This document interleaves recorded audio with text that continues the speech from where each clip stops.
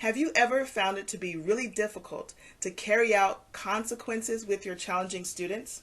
Well, that's what we'll be talking about in today's video, so make sure you stay tuned.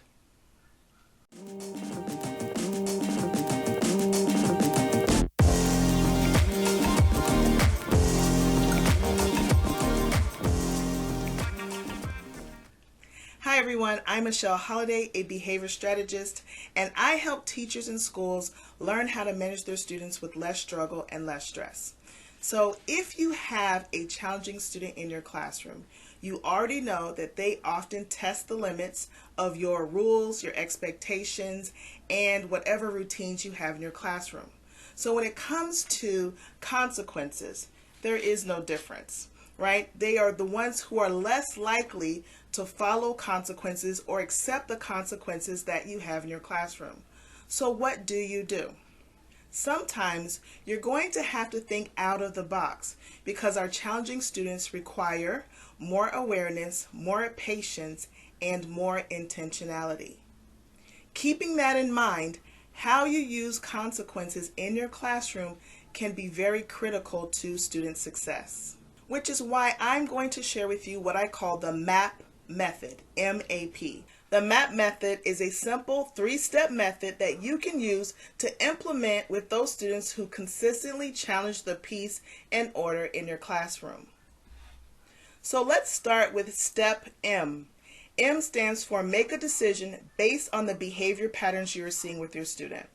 And so what you'll have to do with that challenging student is take a look at the behaviors that they are demonstrating on a regular basis.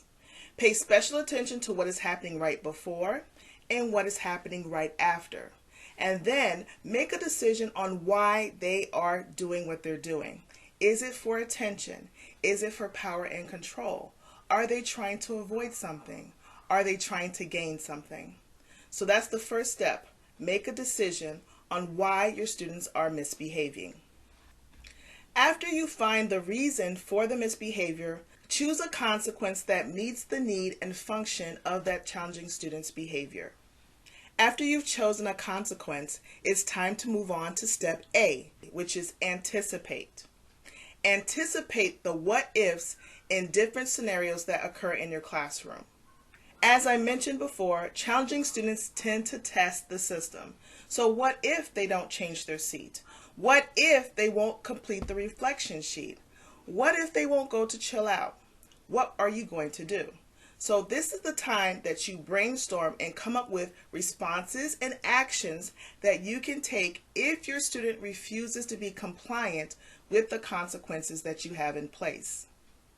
So now that you have made a decision about the consequence you will use, you have anticipated what you will do if the student is non-compliant, the last step is P, and that is to prep for your consequence.